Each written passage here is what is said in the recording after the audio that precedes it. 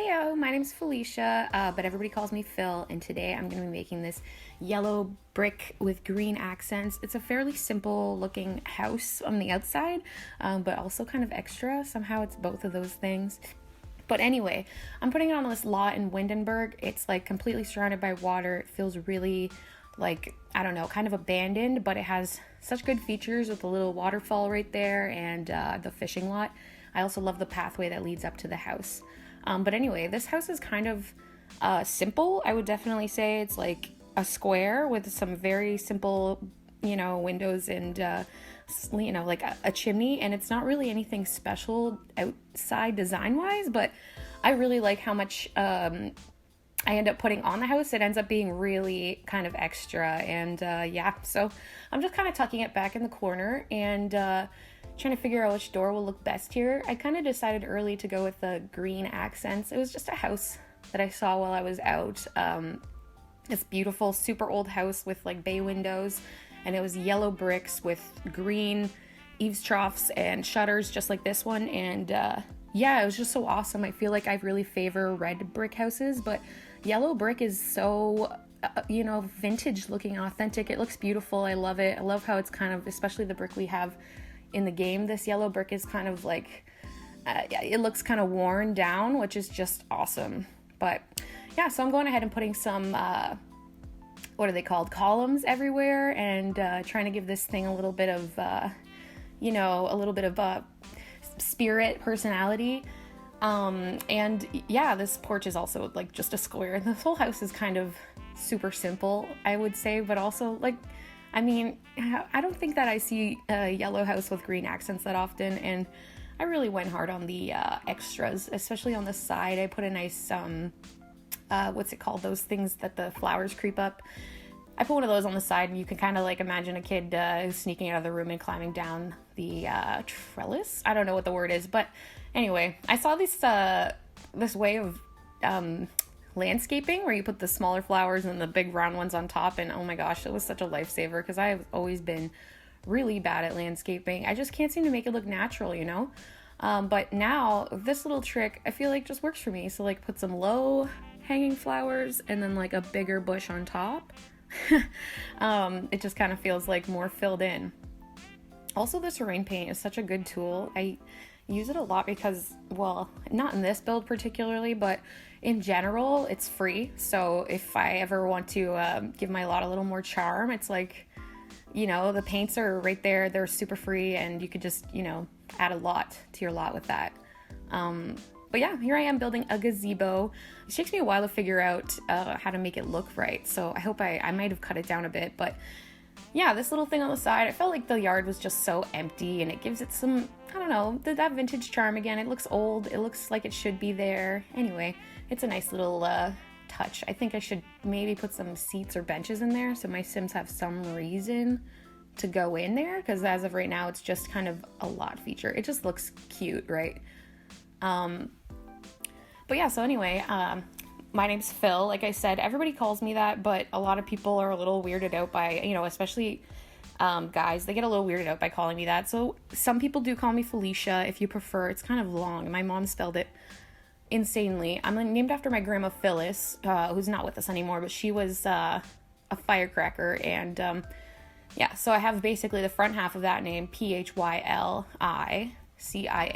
So I just go by Phil. I always have. It's on my resume. I feel like that really does get me more interviews, because it's just, people are like, I don't know if this is a guy or a girl. The name's a little weird, spelled weird. It's Phyl, so it has that femininity. I don't know, but I've always liked it, and I think for my own kid too, I'm probably gonna have like more gender neutral names, because it's a perk to be able to show who you are in person, and rather than people assuming from your resume that you are X or Y of a type of person. I don't know, people have preconceived notions with names, I know, and especially now, names have gotten pretty out there, but I think that I prefer that over traditional. Yeah, I love doing outdoor lighting in houses, especially to see it at night when I'm actually playing. I really enjoy having a well-lit outdoor of my house, like the exterior lighting. I don't know, there's something about it that just adds to the realism for me.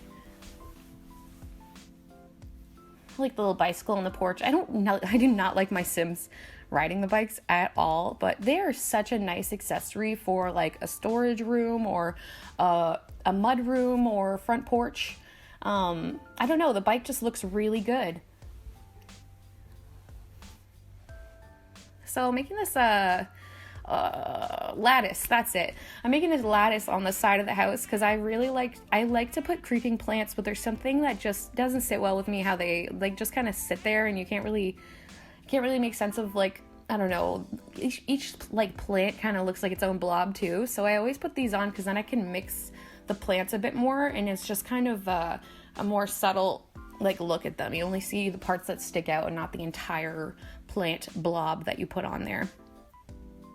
Yeah, so I'm trying to make the interior now. I have a bad habit of making like similar floor plans because I don't usually use anything for inspiration. I just kind of go with whatever feels right for the time, but I have this bad habit of giving them like an entryway, like a front lobby, and then like right there a kitchen and a living room, and usually it just feels very similar. And this time I luckily turned like the front lobby into the dining room, so I'm proud of myself for changing it up a little because it can be hard to change your habits for sure.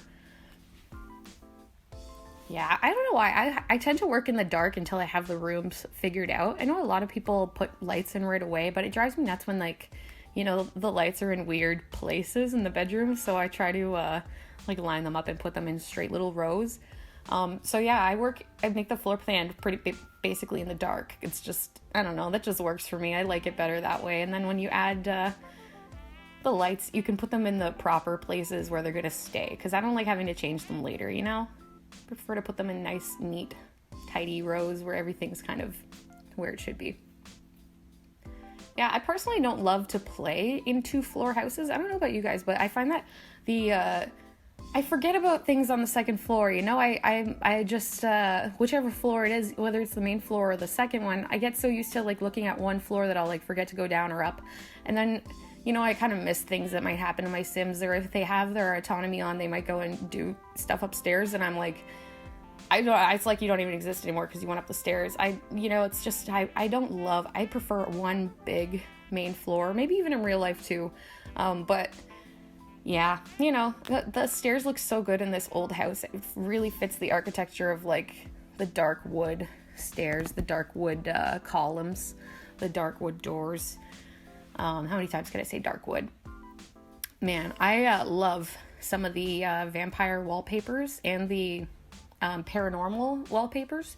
I don't know why those occult packs have such good like floral designs for wallpaper, but it works for me. I really like it. I hope you don't mind that I used a lot of packs. I always do. I actually find it really hard to to like focus on just using base game. It's almost like I just want to like turn off every other pack if I'm gonna make a base game house, because it is impossible for me to differentiate all the little icons. I just get in the zone, and then you just start clicking things and you're like, I like that. You're not thinking about what the little icon was, and oh my gosh, it's just something I'm such a bad habit of. All of my lots in the gallery have like way too many packs being used, but hopefully if you're like a completionist like me, then you just can't help but to buy them anyway. Man, The Sims, they really do own me. They own me. I have every paycheck. I think about buying something from them. The Sims, man, this is a fandom that I definitely have a hard time not being a part of. So I'm making like this kind of corridor kitchen. It's like a hallway, it's a kitchen on both sides, and yeah, I think I like that. It's, it leads you into the bathroom in the back, but it really does give you that separate hallway off of the main entryway. It feels like there's a hallway and then another one with the stairs in it. I actually lived in a house once like this that had a ton of dark stained wood, and it was a really old house. It was a relative's house that I like gone to live there when I was younger. It was incredible. Living in a house that has a history is I think a lot different than like living in a suburb or somewhere where they have all the houses are the same. There's just this like charm to it, and things that you don't know about it can become apparent later. Like there are doors that I never gotten to open because I was a kid, and the attic was this entire space they turned into a bedroom, and it was just such a charming and unique lot. I mean, and house. It was just so, yeah, different from what you see in a suburb.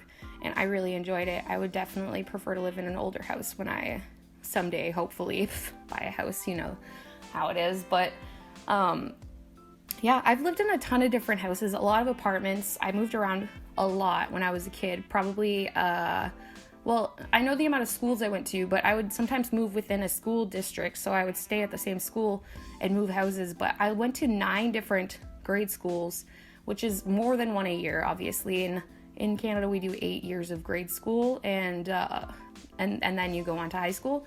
But yeah, I moved a lot. My family was, not well to do for it. We had a lot of issues with money and housing. It was a struggle, no doubt about it. But yeah, I moved so much that I could definitely say that I got to experience a ton of different housing styles, living with relatives, living in lower income housing, living in apartments, there's just, you name it. So I really enjoy building because I feel like I can use that information for something. It's not just a crappy childhood thing that I went through. It also kind of adds to my my building understanding, maybe. I don't know. I know how apartments typically look, and I think that definitely helps when I build in what's that city called? San Myshuno?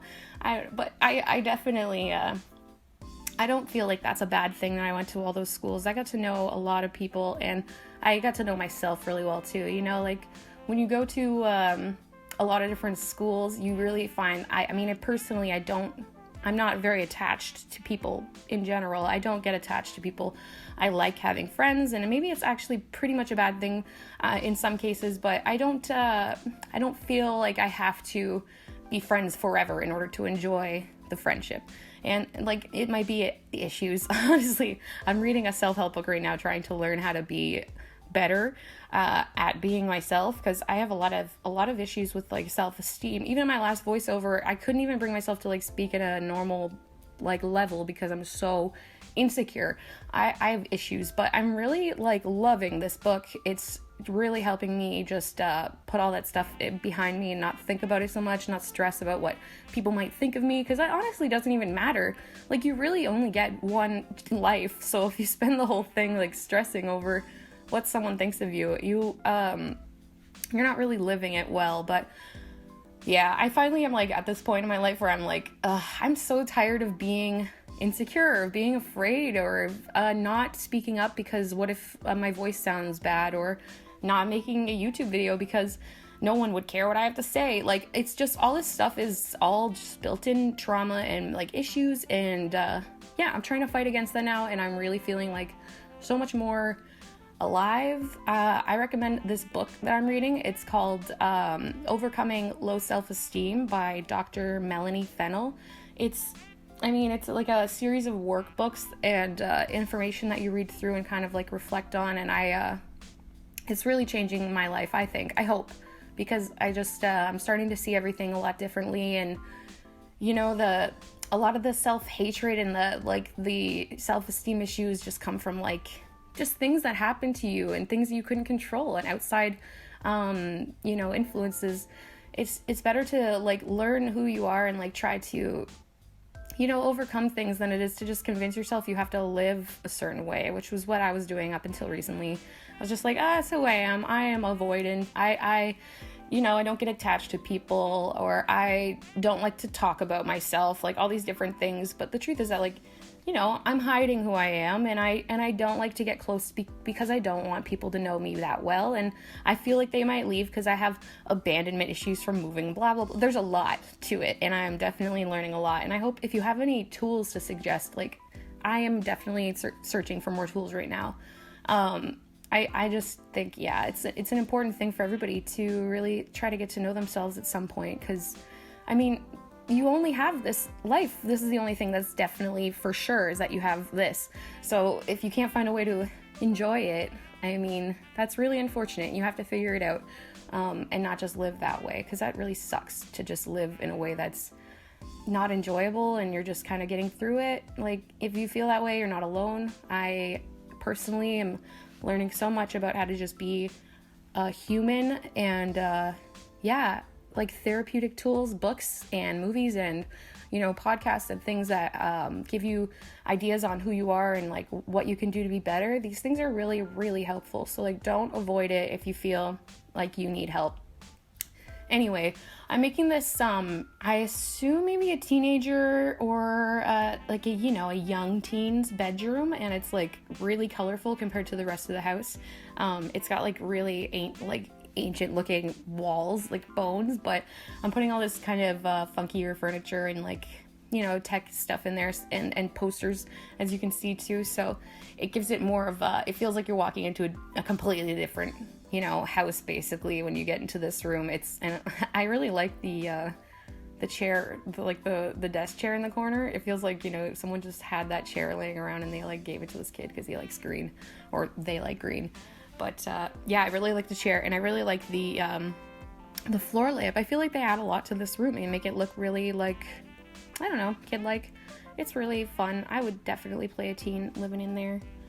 And then over here I have this, I would think it's a younger person, younger girl's room. It's really sky themed, really bright, pale blue and white. Yeah, it's the kind of room I usually put my kids in. I go for a lot of bright colors. I love that bed with the sky pattern on it. I just think that one's one of my favorites. And the one with the bright purple, like the freezer bunny one. I like that one too. Yeah, I always try to put a mirror in the rooms because I can just imagine them, just going to check themselves out and trying on their outfits. I like to have my Sims do that, go and try on their outfits. And like, they go to the bathroom to change, or they go to the room to change. It's a weird little thing that I find just adds something to my game when I do it. So, if you wouldn't just change on your front step before going to work. Like, that's weird. I get that they do it so quickly and whatnot, but I feel so much better when I go to the bathroom and then change and then go to work. Sometimes you can't really help it. But anyway, this is the house. I took like a little slow-mo of my Sims using it there, and because the river looks so good.